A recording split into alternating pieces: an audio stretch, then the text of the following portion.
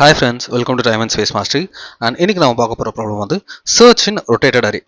Okay, அதுக்கு முன்னாடி நம்ம ஒரு அரேல அரே கொடுத்துட்டு சார்ட்டட் அரே கொடுத்துட்டு நமக்கு ஒரு எலமெண்ட் டார்கெட் கொடுக்குறாங்க. அந்த டார்கெட் வந்து இந்த அரேல இருக்கா இல்லையா அப்படின்றத நம்ம எப்படி கண்டுபிடிக்கலாம்னா ஈஸியாக பைனரி சர்ச் வச்சு கண்டுபிடிச்சிடலாம். லீனியர் சர்ச் கண்டுபிடிக்கலாம், அதோட எஃபிஷியண்டாக பைனரி சர்ச் வச்சு கண்டுபிடிச்சிடலாம். இதை நான் ப்ரீவியஸ் வீடியோவில் நான் போட்டிருக்கேன்.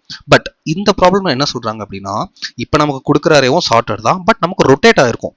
ஃபார் எக்ஸாம்பிள், இந்த 3 வந்து நமக்கு இந்த மாதிரி வந்திருக்கும், 3 4 5, அதுக்கப்புறம் இந்த 0 1 2 இந்த மாதிரி ஜஸ்ட் ரொட்டேட் ஆகிருக்கும். 0 1 2 அதுக்கப்புறம் ரொட்டேட் ஆகி 3 4 5 இந்த மாதிரி நமக்கு இருக்கும். பட் இதுவும் சார்ட்டட் தான். ஸோ இந்த மாதிரி கொடுத்துருக்க ரொட்டேட்டட் சார்ட்டட் அரேல நம்ம டார்கெட் இருக்கா இல்லையா அப்படின்றத நம்ம எப்படி ஃபைண்ட் பண்ணுறோம் அப்படின்றது தான் இந்த ப்ராப்ளமே.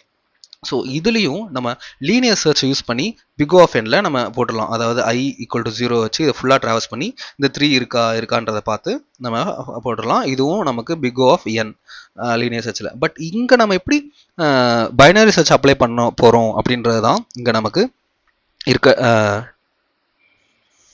சேலஞ்சு.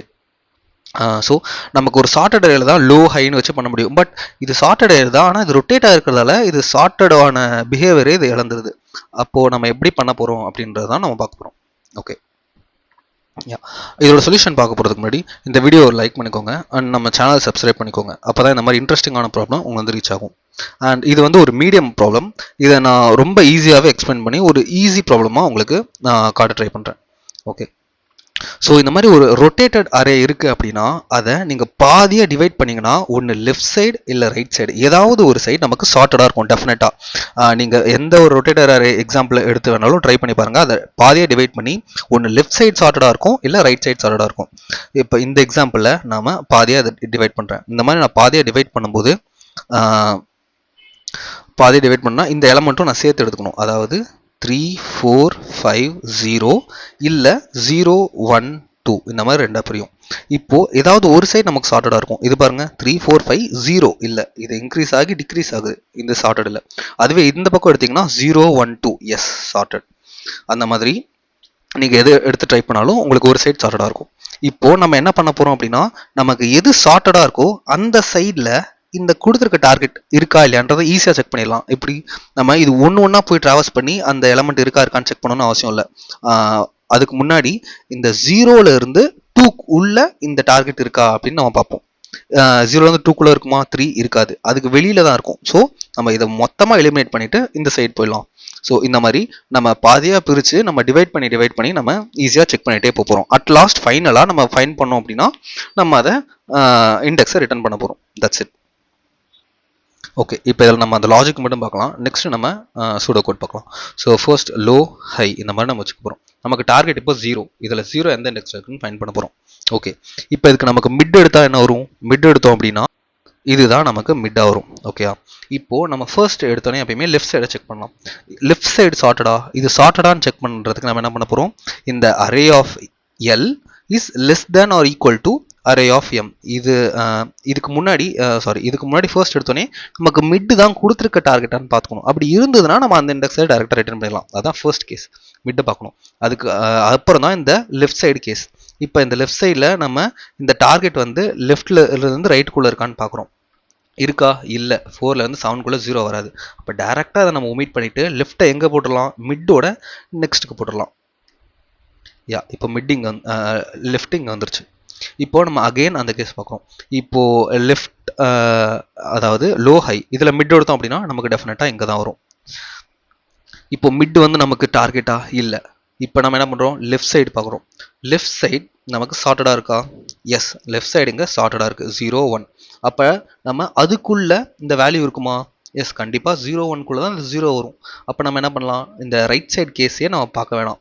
அப்போ ஸ்கிப் பண்ணிவிட்டு ஹையை எடுத்து எங்கே போட்டுடலாம்? இங்கே போட்டுடலாம், மிட்டுக்கு முன்னாடி.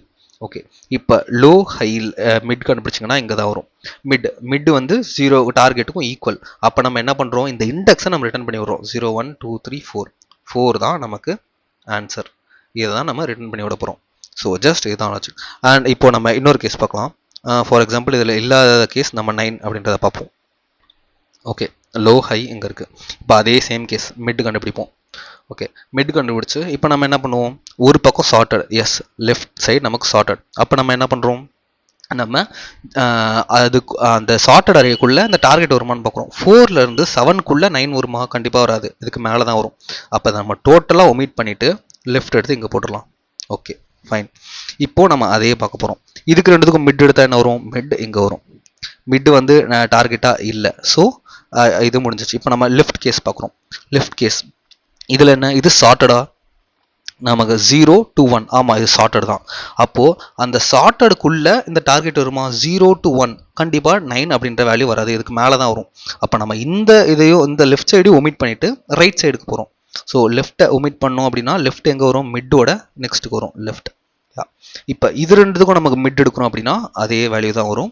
So mid is equal to டார்கெட்டா, இல்லை, நமக்கு அதை விட அதிகமாக தான் போகணும். So right side.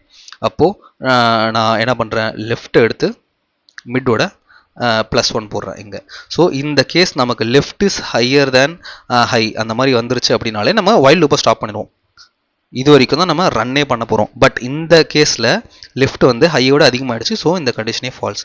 இந்த மாதிரி ஃபால்ஸான கண்டிஷன் வந்துச்சுன்னா நம்ம ஃபைனலாக -1 ரிட்டர்ன் பண்ண போகிறோம். ஸோ இதுதான் ஆக்சுவல் லாஜிக். ஸோ ஃபர்ஸ்ட் நம்ம என்ன பண்ண போகிறோம், வைல் கண்டிஷனில் லெஃப்ட் வந்து லெஸ்ஸர் தான் ஆர் ஈக்குவல் டு ஹை, இது வரைக்கும் தான் நம்ம வைல் கண்டிஷனே நம்ம ரன் பண்ண போகிறோம். இதுதான் நமக்கு ஃபர்ஸ்ட். இப்போ எடுத்தோடனே நம்ம என்ன கண்டுபிடிக்கிறோம், மிட் கண்டுபிடிக்க போகிறோம். மிட் நம்ம எப்படி கண்டுபிடிக்கலாம், நம்ம mid just low plus high minus low by 2.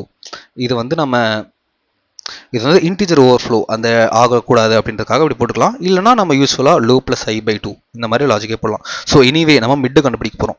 Next step என்ன, இந்த மிட் வந்து மிட் இஸ் ஈக்குவல் டு டார்கெட்டான்னு பார்க்க போகிறோம். டார்கெட்டாக இருந்தது அப்படின்னா டைரெக்டாக நம்ம மிட் ரிட்டர்ன் பண்ண போகிறோம், ஏன்னா டார்கெட் கண்டுபிடிச்சாச்சு அப்படின்னு.